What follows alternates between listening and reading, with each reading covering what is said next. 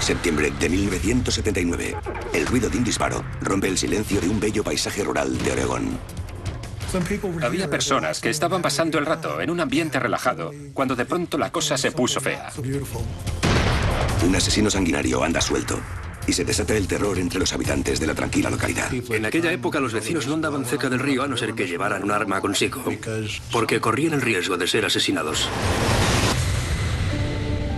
Septiembre de 1979. El estado de Oregón, situado junto al Océano Pacífico, es un paraíso terrenal de verdes bosques, montañas y ríos.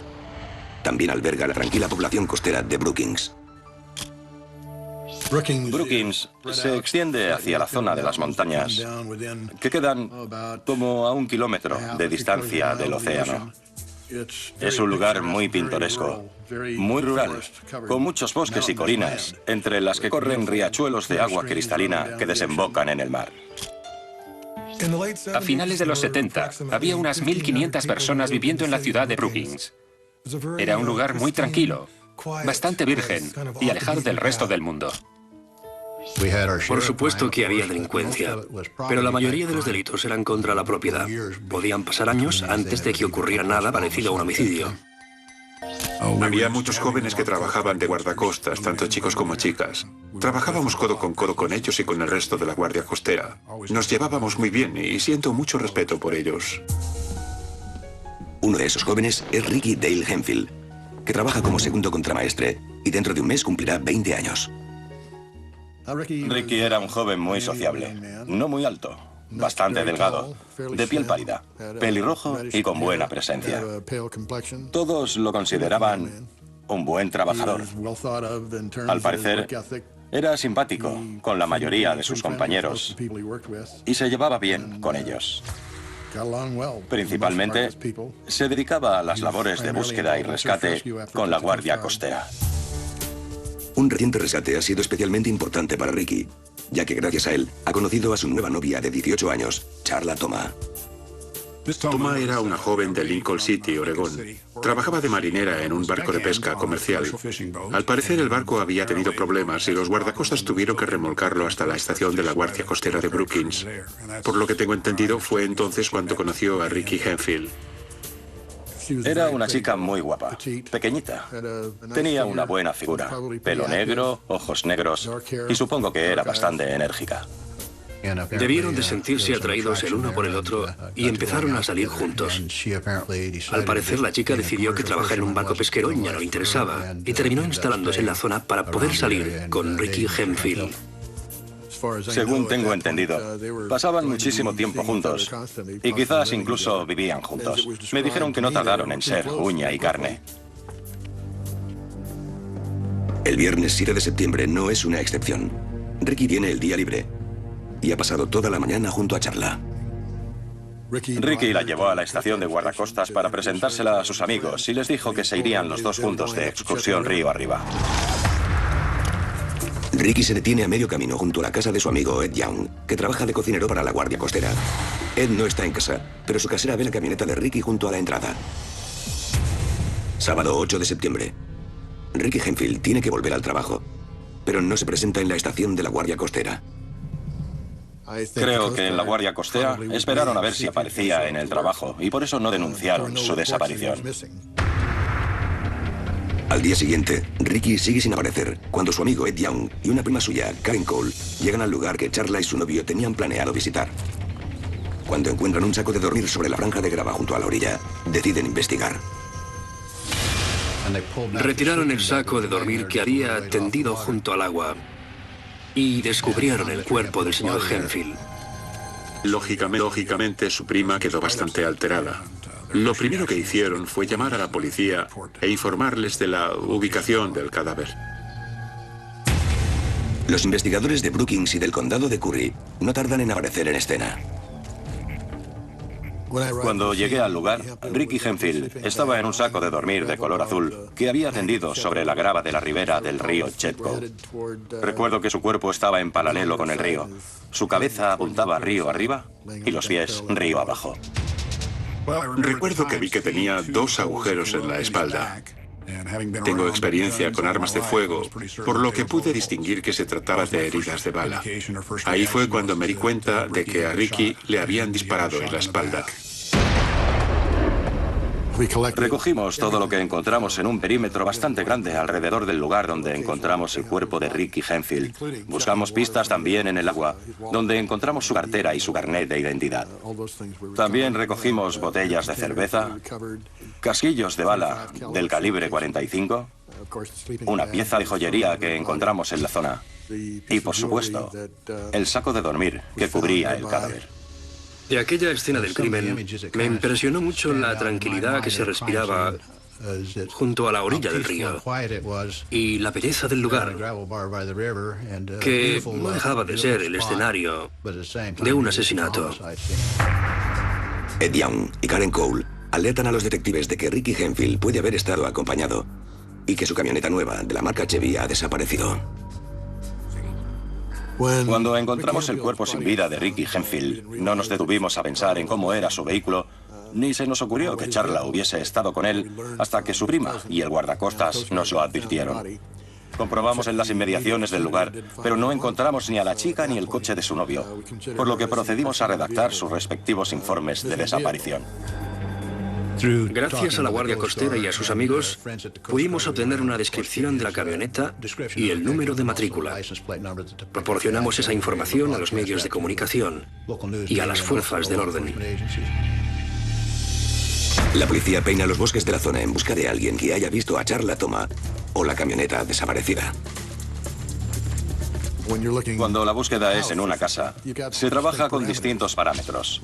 Cuando es en el exterior y en una zona rural, hay que expandir la búsqueda de forma considerable, por lo que desplegamos a varios agentes que trabajaron codo con codo registrando la extensa zona en busca de huellas o de alguien que hubiera podido coincidir con la víctima, las víctimas o un posible asesino. Teníamos que localizar la camioneta de Rick porque pensábamos que podía contener alguna pista de lo que le había pasado a Charla o a quien quiera que hubiese participado en el homicidio. Desplegamos varios helicópteros para que sobrevolaran la región en busca de la camioneta, pero no encontramos nada. Aunque es posible que el espesor de los bosques esté ocultando el vehículo, la policía también considera la posibilidad de que Charla y la camioneta ya no se encuentren en la zona. Todavía no está del todo claro cuál es el papel de Charla en la muerte de Ricky Hemphill. En esos momentos no teníamos ni idea. No sabíamos si había participado en el acto criminal o si la habían secuestrado. Todo eran especulaciones. 11 de septiembre de 1979. En el condado de Curry, Oregón, la policía investiga el asesinato de Ricky Dale Hemphill, un guardacostas de 19 años al que han matado a tiros en una zona de picnic a orillas del río Chetco, a unos 30 kilómetros al este de la ciudad de Brookings. También tratan de localizar a su novia de 18 años, Charla Toma, que fue vista por última vez con Hemphill en su camioneta, que también ha desaparecido. Para investigar la muerte de Rick, primero interrogamos a entre 75 y 100 personas que sabían algo acerca de su relación y a personas que conocían a la chica antes de que empezara a salir con él. En el año 79, Charla era como un espíritu libre. Vagaba sin rumbo fijo. Hacía lo que quería, cuando quería y donde quería. Había trabajado en otros sitios antes de embarcarse en el pesquero Sunshine. Me parece que estaba ahorrando para irse a Hawái al cabo de un año. Tenía que ser bastante fuerte para trabajar en un buque de pesca, ya que no es un trabajo nada fácil, por lo que está claro que no era una chica delicada. Tenía una fuerza de espíritu que le permitía trabajar duro. Descubren que las joyas encontradas junto al río pertenecen a Charla Toma, lo que la sitúa en la escena del crimen. Pero todavía no se sabe por qué dispararon a Ricky Hemphill. Interrogamos a sus compañeros de trabajo de la Guardia Costera y a todos quienes conocían a Ricky Hemphill. Estos sabían de sus actividades y estaban al tanto de lo que le pasaba cada día. Cabía la posibilidad de que estuviese metido en algún lío de drogas o algo por el estilo. Había que investigar todas esas cosas. Pudimos realizar un perfil bastante exhaustivo del pasado de Charla y de Rick, pero no fue de mucha ayuda para investigar el homicidio. La autopsia de Ricky Hemphill revela, aunque con dificultad, una nueva pista. Se veía una herida de entrada, pero ninguna de salida, por lo que dedujimos que la bala tenía que estar dentro del cuerpo. Nos costó horrores encontrarla, e incluso tuvimos que transportar el cadáver a un hospital para buscar la bala mediante rayos X. El calibre 45 es bastante común, y no teníamos nada con la que comparar las balas o los casquillos, por lo que simplemente los preservamos, los etiquetamos y los guardamos como prueba, con la esperanza de que más adelante encontráramos un arma con la que compararlos. Otro misterio que la policía trata de resolver es el paradero de Charla Toma, posible testigo presencial del tiroteo. Su desaparición plantea una serie de interrogantes. La última vez que sus padres tuvieron noticias de ella fue unos días antes del homicidio de Rick Hemphill, y no tuvimos más remedio que tratar su caso como una desaparición cualquiera, ya que no teníamos ninguna pista que nos indicara por dónde buscar. Los medios que informaron de la desaparición de Charla Toma tan solo dijeron que la vieron por última vez con el... Sabíamos si se había dado a la fuga y se estaba escondiendo, si se había dado a la fuga y se estaba escondiendo, si la habían matado o si la tenían secuestrada. Estábamos muy preocupados, porque pensábamos que si alguien había cometido un asesinato, probablemente no tendría reparo en cometer otro más. Por eso hacíamos todo lo que estaba en nuestras manos para tratar de localizar la camioneta y por consiguiente a Charla. Al final repartimos avisos de búsqueda con su descripción y fotografías suyas entre periódicos y otros medios de comunicación para que las hicieran públicas. Los habitantes de Brookings quedaron bastante horrorizados ante el asesinato, porque estaban acostumbrados a disfrutar de un entorno muy tranquilo y pacífico, a orillas del río. En aquella época podías incluso acampar junto al río Chetco y dejar la tienda de campaña y todo el material, sin miedo a que te lo robaran. Y mucha gente ni siquiera cerraba con llave la puerta de casa, por lo que aquel incidente provocó bastante desconfianza. La temporada de caza de ciervos estaba a punto de empezar, por lo que mucha gente estaba planeando ir de excursión a la montaña. La oficina del sheriff recibió un buen número de llamadas de personas que preguntaban si era recomendable ir o no. Quienes trabajaban en el bosque estaban muy preocupados. Habíamos encontrado el cadáver de una persona a la que habían matado a tiros en el monte y tenían miedo. 2 de octubre de 1979. Ha pasado casi un mes desde el asesinato de Ricky Hemphill en la ribera del río Chetco, cerca de Brookings. Un guarda forestal llamado Al Frank patrulla por un tramo de vegetación muy densa a unos 3 kilómetros de la zona que la policía inspeccionó justo después del crimen.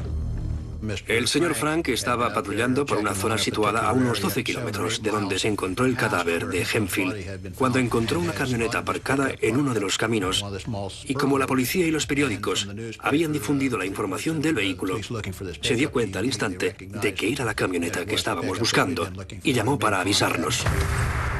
Detectives del Servicio de Investigación Criminal de Oregón, de la Policía Estatal de Oregón y del Departamento del Sheriff del Condado de Curry inspeccionan detenidamente el vehículo en busca de pistas. Buscaron huellas dactilares y retiraron todos los objetos que había en el interior de la camioneta para examinarlos. La habían limpiado a conciencia. En su interior encontramos objetos que claramente pertenecían a una mujer y dedujimos que debían ser de Charla Toma. La propia camioneta nos proporcionaba un nuevo punto desde el que empezar otra búsqueda, por lo que delimitamos otro círculo alrededor de la zona y empezamos a recorrer todo el perímetro. El equipo de búsqueda examina la zona en busca de pistas que puedan conducirlos hacia alguna persona, o en el peor de los casos, hacia el cadáver de Charla Toma.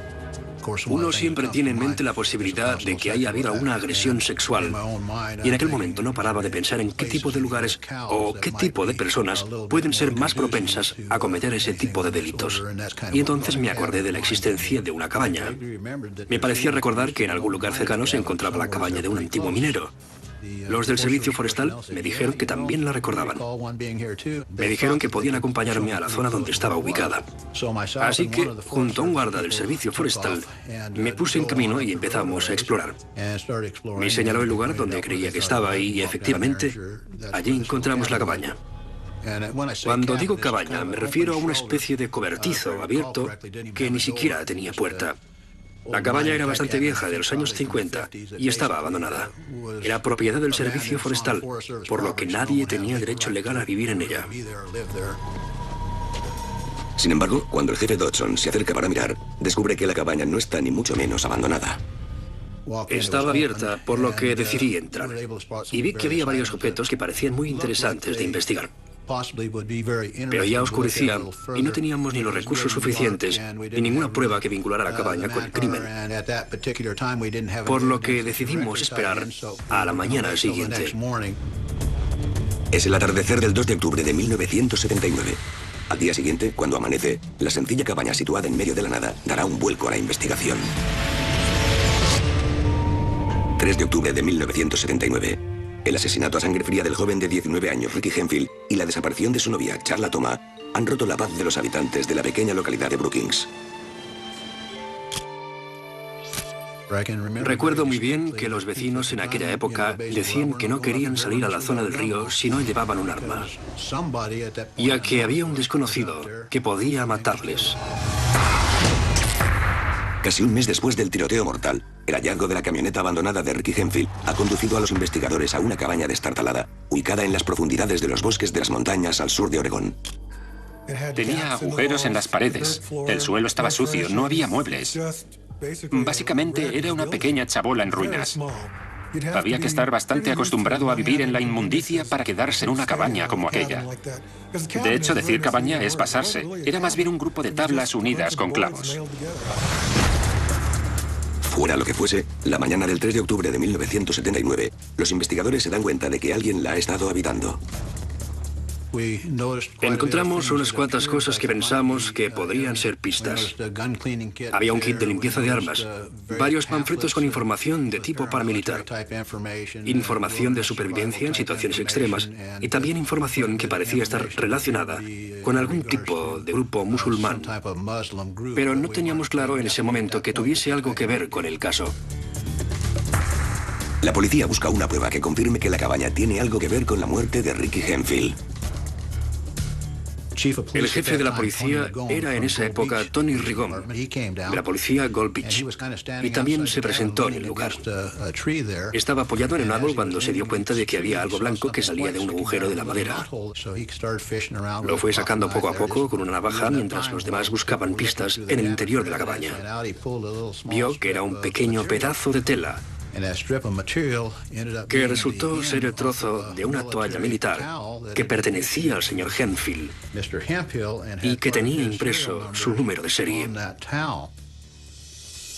El sospechoso o alguien cercano a él había estado usando la toalla y como el nombre de la víctima estaba escrito en ella, había decidido arrancar ese trozo de toalla y esconderlo en el agujero. En ese momento nos dimos cuenta de que íbamos por buen camino. Sabíamos que aquella cabaña jugaría un papel muy importante en la investigación porque teníamos un objeto que la relacionaba de forma directa con la víctima. El equipo de búsqueda sigue examinando el interior de la cabaña. Y de nuevo, dan con un hallazgo interesante. Encontramos una serie de elementos que nos proporcionaron información importante. Uno de ellos era el resguardo de matriculación de una camioneta que parecía bastante reciente. Había algunos nombres en la cabaña y empezamos a investigarlos para ver qué encontrábamos, si tenían otros vehículos registrados a su nombre y ese tipo de cosas. El equipo de investigación también busca entre los vecinos de la zona a alguien que haya podido ver u oír algo sospechoso en el lugar. Varios testigos afirman que en diferentes ocasiones han oído disparos en los alrededores. Un viejo cazador le habla a Sam Dodson sobre unas personas que se encontró una vez mientras buscaba ciervos para cazar. Me habló de unas personas que iban en una camioneta y se mostraron un tanto hostiles con él y dijo que no le dieron buena espina.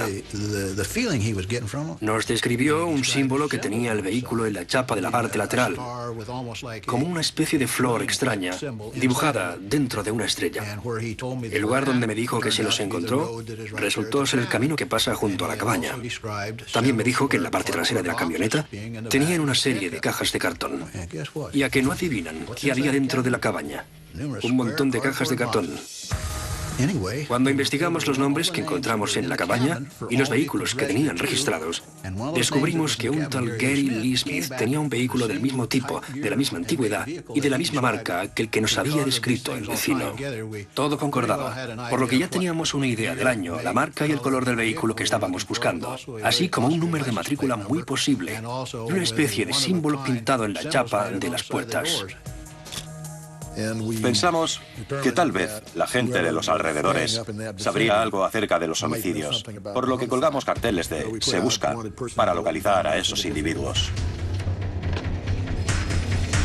Mientras tanto, los detectives descubren junto a la cabaña una serie de senderos que la conectan con ciertos campamentos remotos. Fue entonces cuando el sheriff decidió que necesitábamos más personal, porque teníamos que ampliar el área de búsqueda. Como no se podía acceder a la zona en ningún tipo de vehículo motorizado, tendrían que ir a pie. Yo formé parte de ese equipo de búsqueda. Nuestra tarea principal en esos momentos era buscar personas. Buscábamos a los sospechosos, pero no sabíamos qué nos íbamos a encontrar. Cierta información que hallaron en la cabaña indicaba que al menos una de las personas que habían estado allí tenía experiencia militar. Eso hizo que nos mantuviéramos alerta, porque era muy posible que nos tendieran una emboscada. El segundo campamento estaba ubicado muy cerca del río. Parecía el campamento de una guerrilla. Y me recordó a los campamentos que había visto durante la guerra de Vietnam. Era bastante completo. Había una tienda con un montón de armas en su interior.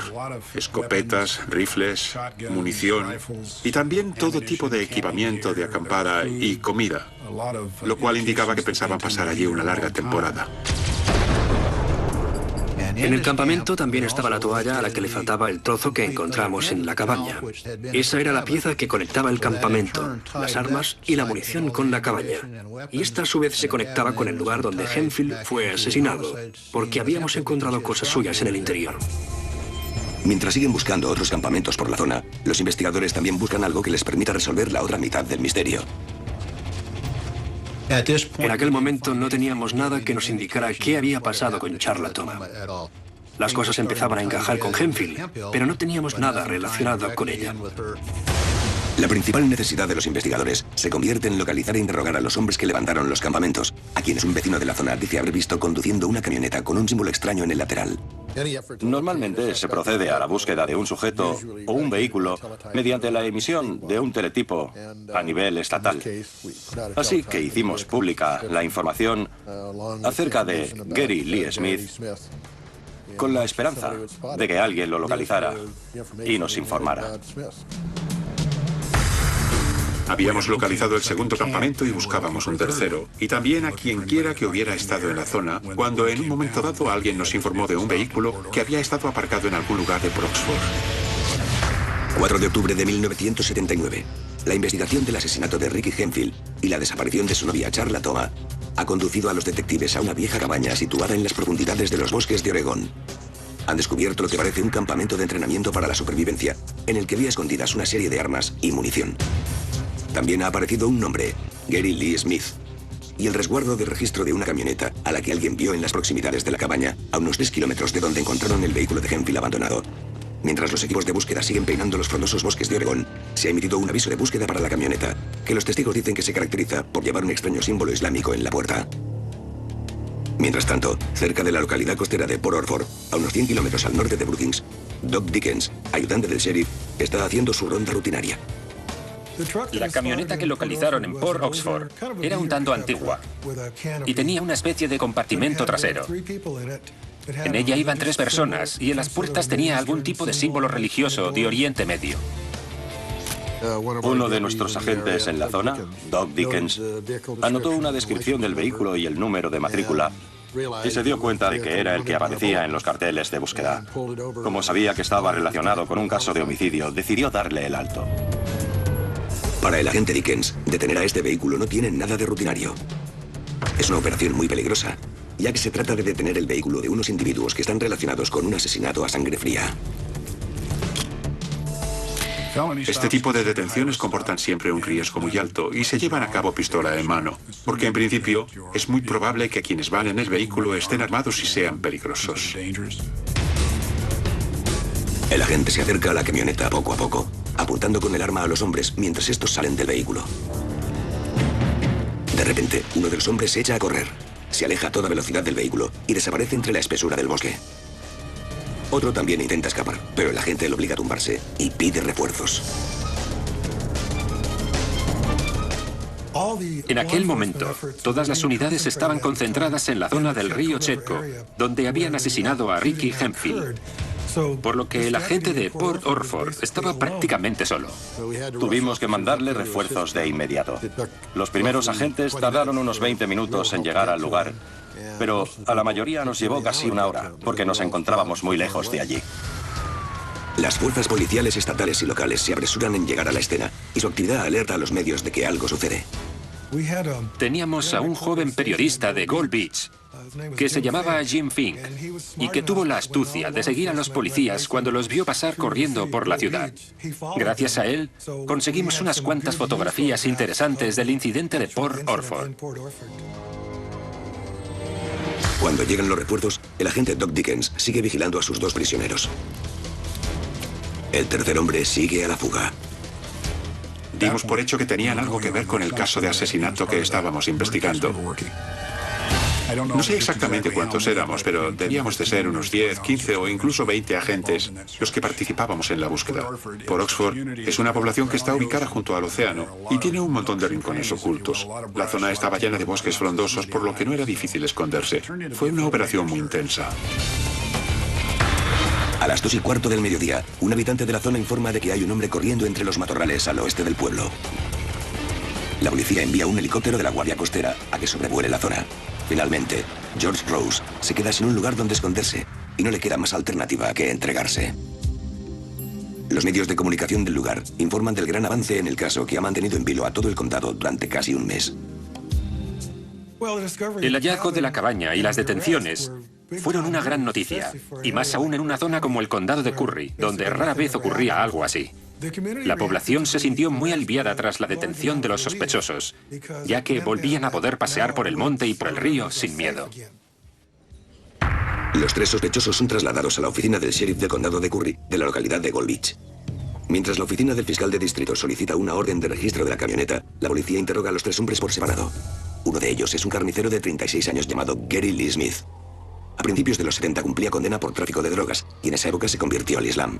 Se hace llamar por su nombre musulmán, Nawad Abdur Rahman, y dice ser el líder de una orden religiosa islámica con más de 4.000 adeptos en Estados Unidos y Oriente Medio.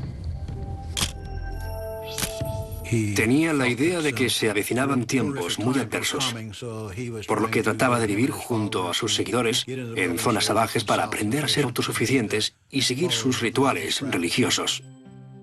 Declaró ante los agentes e investigadores que tenía intención de fundar una escuela religiosa musulmana en las montañas, en aquella zona del Parque Natural de Kalmiopsis, y que muchos de sus contactos eran musulmanes que cumplían condena en la prisión estatal.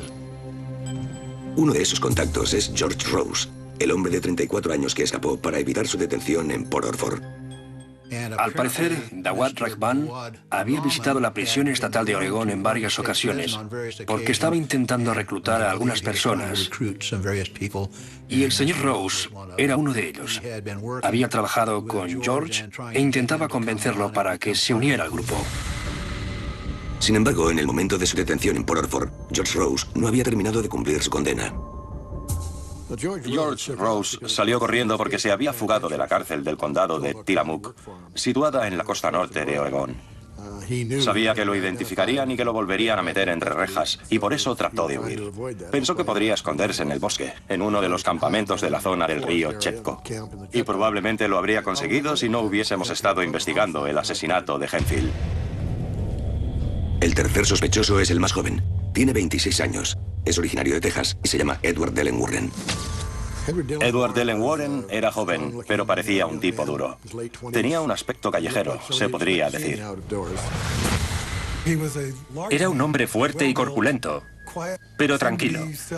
Parecía como si estuviera poseído. No quiero decir que su presencia me intimidara, pero es que me intimidaba. Era un tipo grande, de esos que cuando te miran prefieres mantener la boca cerrada. Edward Dellen Warren había tenido problemas con la ley durante toda la vida. En el momento de su detención tenía órdenes de busca y captura por robo de vehículos, de viviendas y por tenencia ilegal de armas. Pasó un tiempo internado en la prisión de Oregón y allí fue donde conoció a Gary Lee Smith y se hizo musulmán bajo su orientación. Se fugó de la cárcel y vino al condado de Curry para montar con Smith un campo de entrenamiento para combatientes en Oriente Medio. La policía descubre que fue Warren quien le ayudó a recopilar el alijo de armas que encontraron en los bosques de Oregón. El señor Warren había cometido todo tipo de robos a mano armada. A mi entender, él era el motivo principal por el que tenían todas esas armas, porque a veces saqueaba con ellas tiendas de material deportivo. Algunas de las armas que encontramos en el campo eran robadas y pudimos identificar que pertenecían a tiendas de este tipo de la zona de Salem. El registro de la camioneta de Gary Smith indica que el robo puede no ser el único delito que Edward Warren ha cometido. Cuando nos hicimos con la camioneta de Smith en Port Orford, la inspeccionamos como si se tratara de la escena de un crimen. Encontramos una mochila que contenía unos papeles que indicaban que Edward Dellen Warren era propietario de una pistola del calibre 45. Luego encontramos el arma. Envíen la pistola al laboratorio de criminalística de inmediato para efectuar las pruebas balísticas, mientras la policía prosigue con el interrogatorio de Edward Warren. Tienen la corazonada de que al fin han dado con un elemento que lo vincula con el asesinato de Ricky Hemphill, pero todavía está la cuestión de la desaparecida novia del guardacostas. Ni Smith ni Rose revelaron ninguna información sobre Charla Toma en el interrogatorio. Y, en un principio, Edward Dellen Warren tampoco nos dijo nada de ella. Al principio, Warren niega haber conocido a Charla Toma, pero el detective Tom Benz se percata de que se le empañan los ojos cuando le muestra la fotografía de la chica. El detective sigue insistiendo, y Warren termina accediendo a contarle toda la historia. Warren admite haber estado viviendo en la cabaña del bosque, y explica que el 7 de septiembre hizo autostop para matar el aburrimiento en la zona de Brookings. Ese mismo día, un coche que lo llevaba de vuelta a casa lo dejó en la carretera que había justo al lado de donde Ricky Hemphill y Charla Toma pasaban el rato bebiendo cerveza a orillas del río Chetco. Durante el interrogatorio, Warren dijo a los agentes que se topó con Hemphill y Toma en la ribera del río Chetco y que, cuando pasaba a su lado,